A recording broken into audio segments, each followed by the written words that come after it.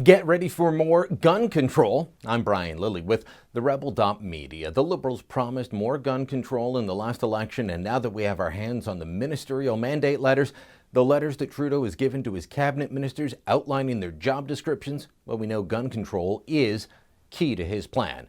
Letters to both Justice Minister Jody Raybould and Public Safety Minister Ralph Goodale each mention taking action on guns. The language is pretty similar, so let's look at Goodale's letter since he's the front man on this. Here's the quote: "Take action to get handguns and assault weapons off our streets by working with the Minister of Justice to strengthen controls on handguns and assault weapons, including by repealing elements of Bill C-42. How does Bill C-42 put assault weapons on the street? It doesn't. Same with handguns. But what parts of Bill C-42 are they going to repeal? Well, they won't repeal the change that said you must take a gun safety course to get a license rather than just pass a test.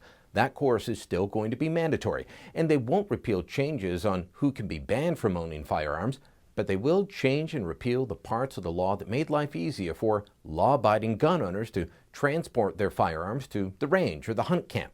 Remember, they promised this in their platform. It stated clearly, quote, repeal changes made by Bill C-42 that allow restricted and prohibited weapons to be freely transported without a permit. And we will put decision-making about weapons restrictions back in the hands of police, not politicians."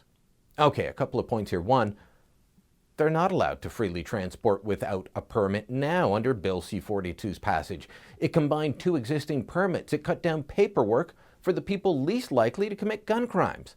Secondly, why do progressives believe in taking away political accountability? No one in the police department should have a final say on firearms classifications. We don't elect police.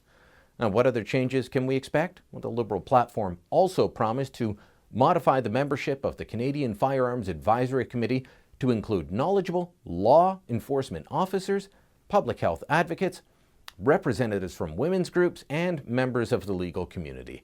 These changes, which will all be left-leaning, will only lead to further paperwork and restrictions on law-abiding gun owners, the kind of gun control that does nothing to take guns away from criminals. It also says, require enhanced background checks for anyone seeking to purchase a handgun or other restricted firearm. I'm not sure how much more they can check backgrounds for getting guns legally, but politicians know how to target legal gun owners. They don't know how to target street gangs, so they target what they can see. Most worrisome, though, is the start of a new gun registry. The Liberal platform said they will require firearms vendors to keep records of all firearms inventory and sales to assist police in investigating firearms trafficking and other gun crimes. I'm not sure how that is not a registry. Of course, my friend Tony Bernardo warned a few weeks back that there may not be anything left to register if the proposed international marking system went into effect because it would bankrupt and shut down the Canadian gun industry. You can watch my interview with Tony for details on that. In the meantime, know that I will continue to monitor each and every step the new government takes on this file and bring you updates as soon as I can. Remember, I'm on your side.